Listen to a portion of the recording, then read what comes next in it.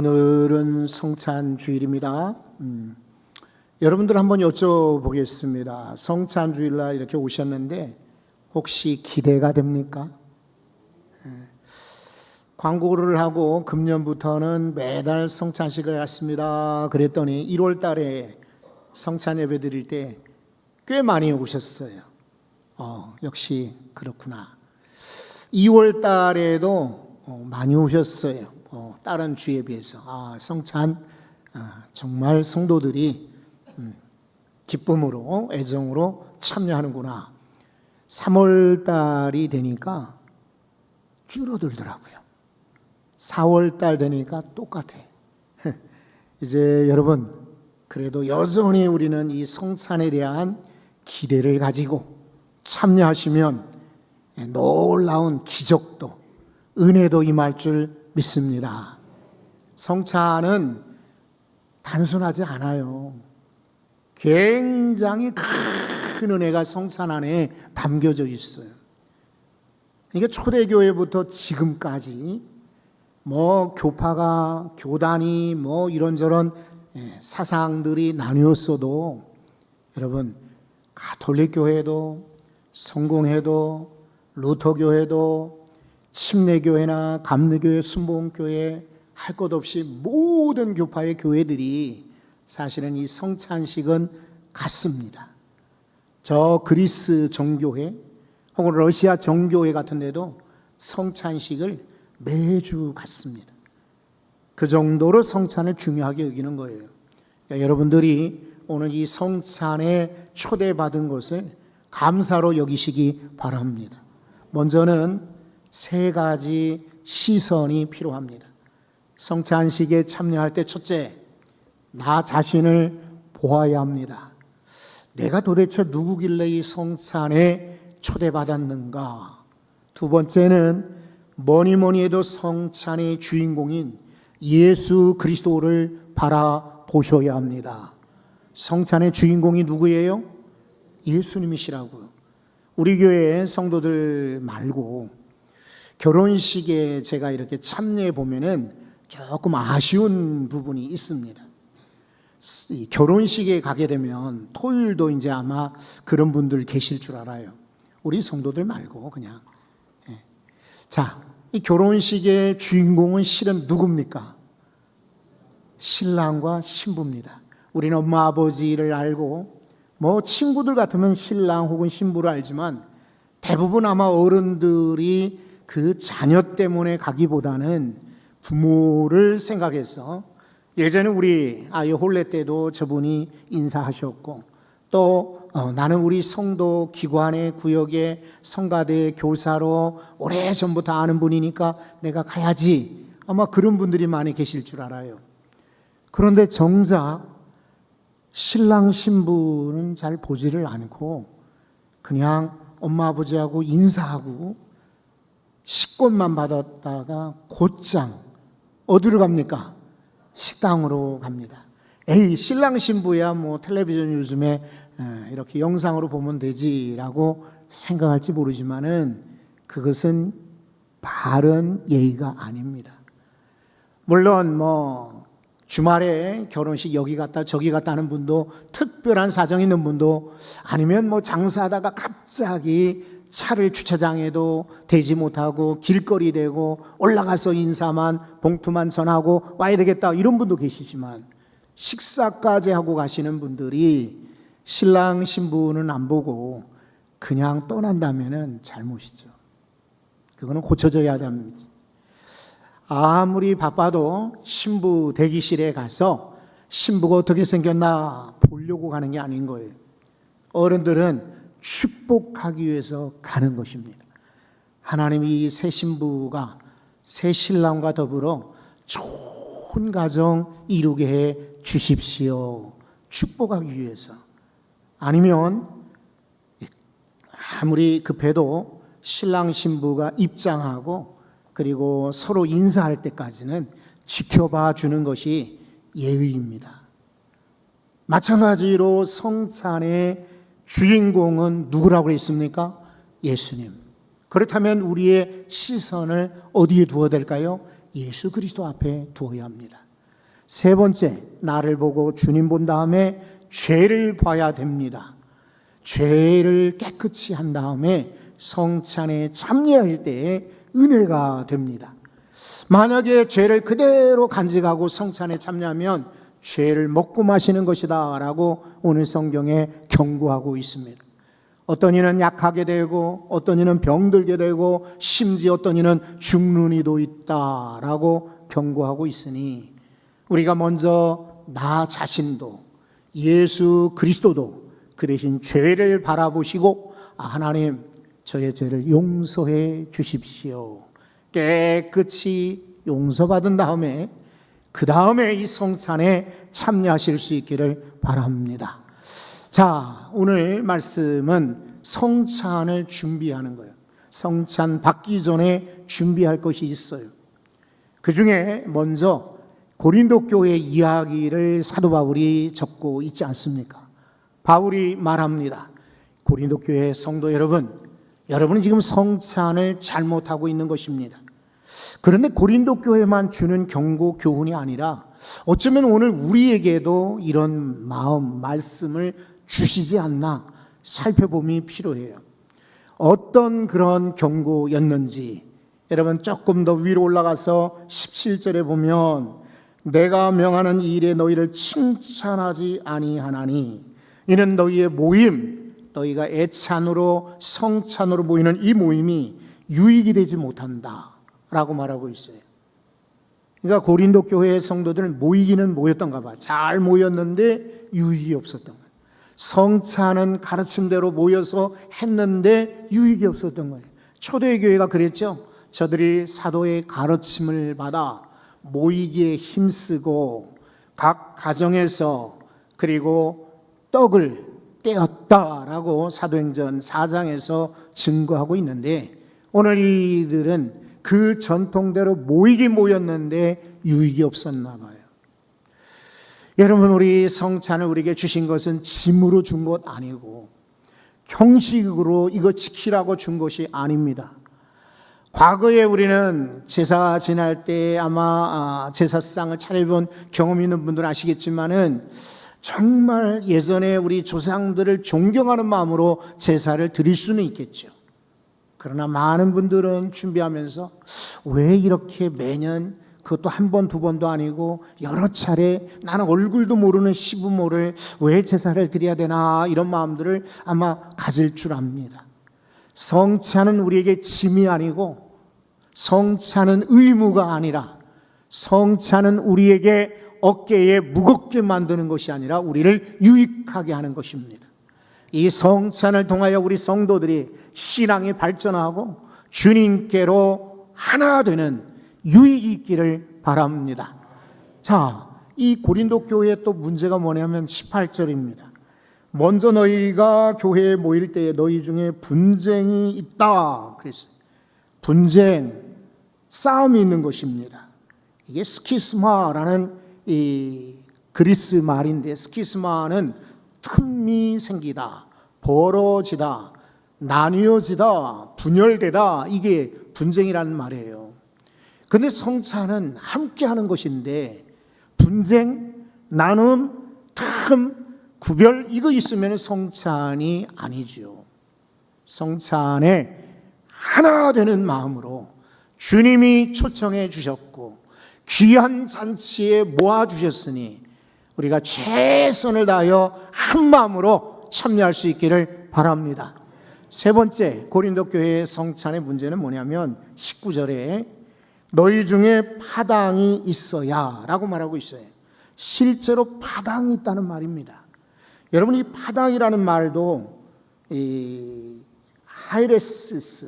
하이레시스라고 하는 말은 당파를 짓다 혹은 이단으로 나뉘다 이런 뜻을 가지고 있어요. 그러니까 이 영어로 이단, 하이레스라고 하는데 이 그리스 말에서 나온 거예요.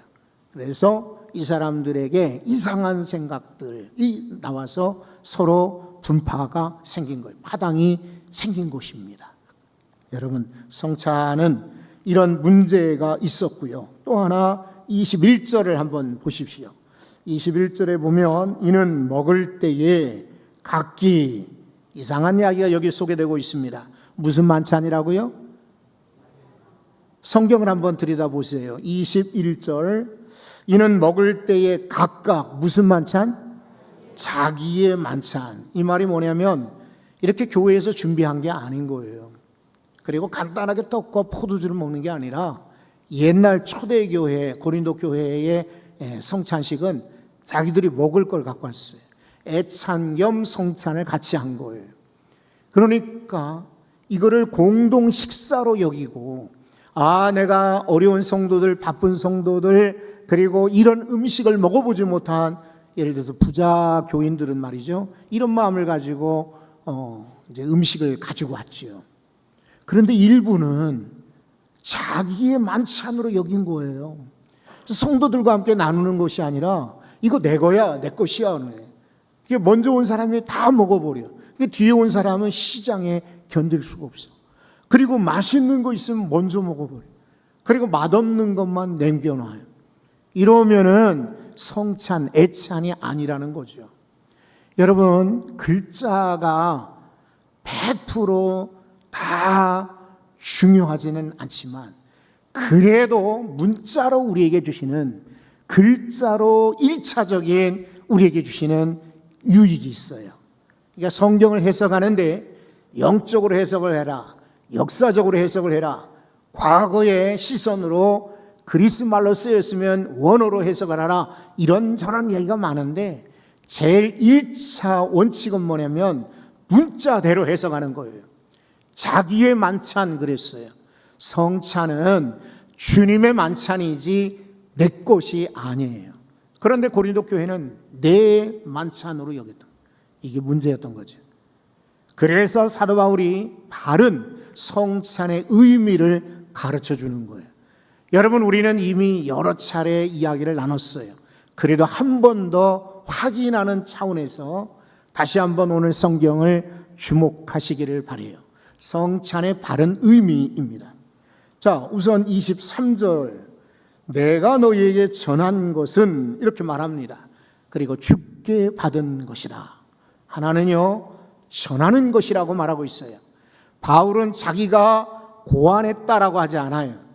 바울은 자기가 시작했다 이렇게 하지 않아요. 내가 발견하고 발명하고 내가 했다, 어리석은 거죠. 이 바울은 다만 전하는 자라고 말하고 있어요. 여러분, 이번 주, 지난주에도 우리 성도 한 분이 돌아가셨죠.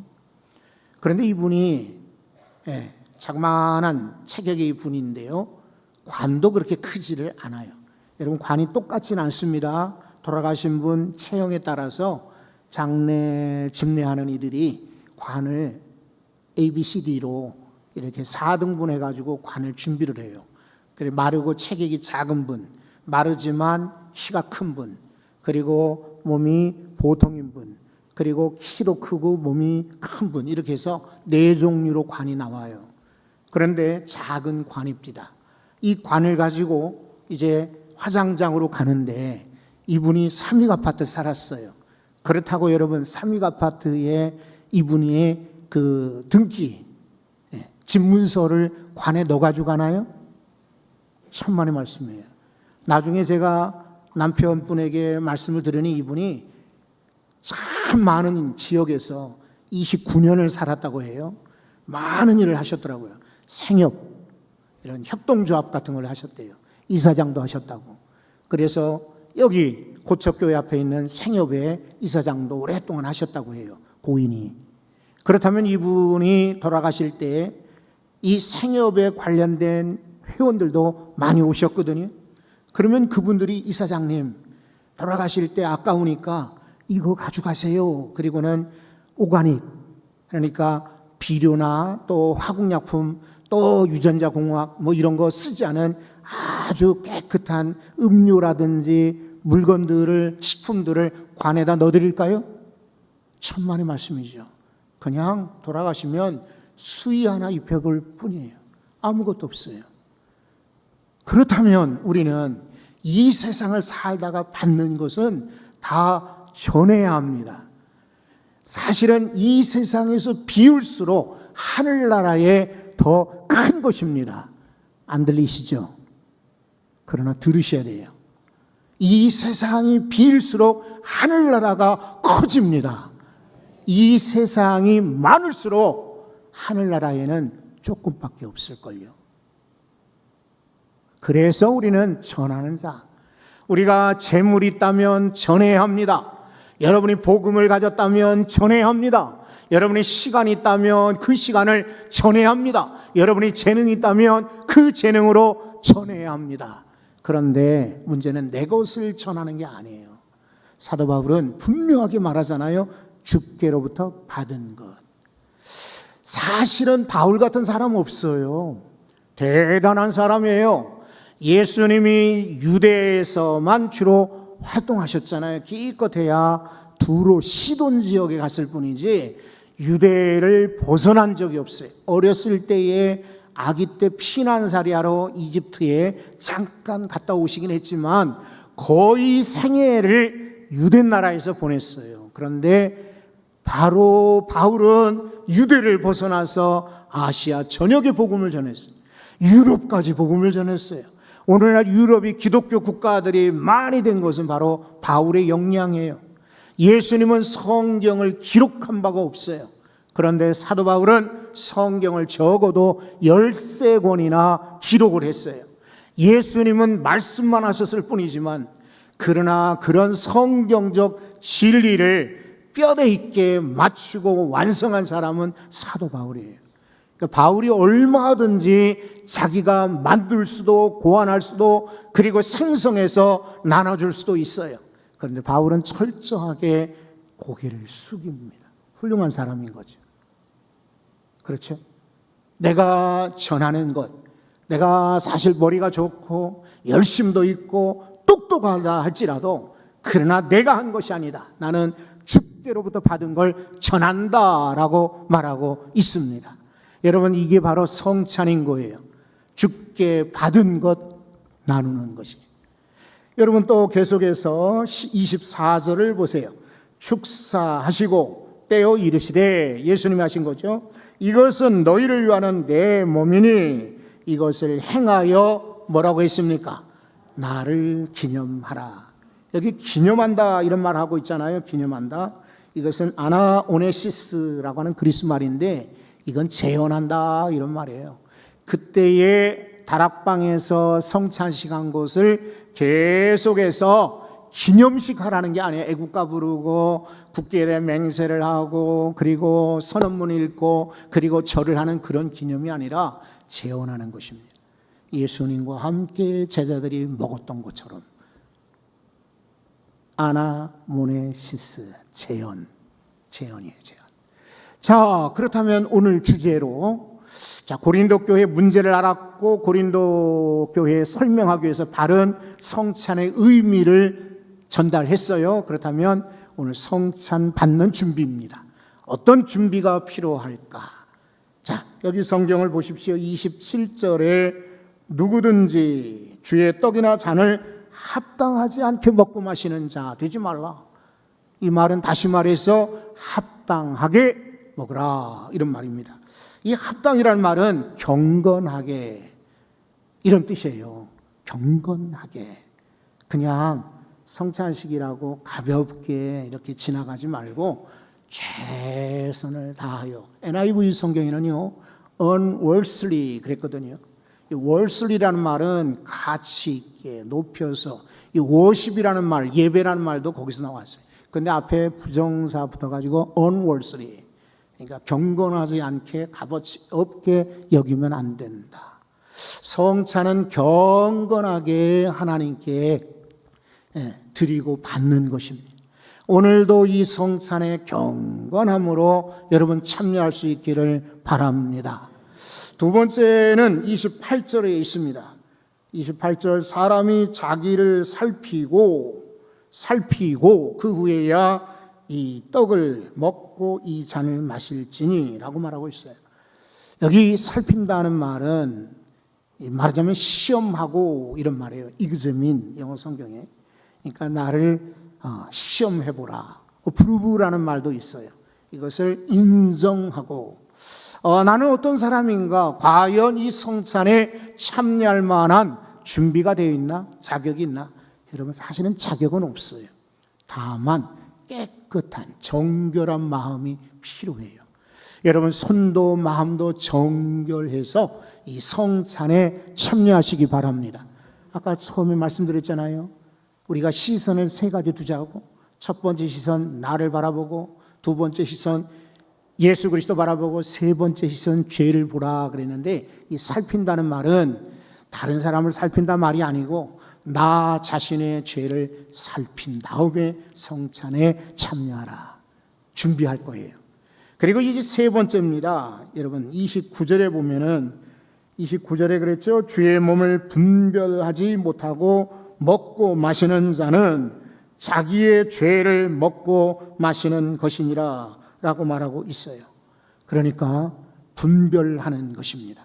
그러면 이 분별은 또 뭐냐? 철저하게 분리하는 것을 말합니다. 그래서 내 자신과 더러움, 죄에서부터 떨어져서 거룩하게 되어 이 성찬에 참여하는 것입니다. 사람이 아침에 샤워를 하고 저녁에 하는 분도 계시지만 저는 보통 매일 아침에 샤워를 하거든요. 저녁에 하는 게 좋다고 이런 말도 있는데 막 땀 흘리고 운동하고 와서는 저녁에 하지만 보통은 그냥 아침에 해요. 아침에 하고는 출근을 하는데, 그렇다면은 하루 종일 손 씻지 않아도 되죠? 목 안 씻어도 되죠? 저녁에 세수할 필요가 있나요? 그렇지 않습니다. 목욕을 한 사람도 손도 씻고 세수도 해야 됩니다. 우리가 지난달에도 나를 살폈고, 부흥회 때도 나를 살폈고, 고난주간 때도 십자가 설교 들으며 회개하고 살폈는데 또 이럴 필요 없어요. 우리는 나도 알지 못하는 사이에 마음속에 죄가 진학합니다. 아마 이렇게 청소해 본 분들은 아실 거예요. 우리 집 문을 꽉 닫아놓고 에어컨 틀어놓고 그리고 아주 아침 저녁으로 청소했는데 또 한 번 청소기를 돌리면 어떨까요? 깨끗하죠? 먼지 하나도 없죠? 안 해보셨구나. 한번 해보세요. 그러면 또다시 먼지가 차는 것을 보실 거예요. 그렇습니다. 우리가 아무리 정결하게 된다 할지라도 살다 보면은 죄가 틈탑니다. 죄가 들어옵니다. 구별되고 살펴서 떨어져서 오늘 정결한 성찬식으로 참여할 수 있기를 바랍니다.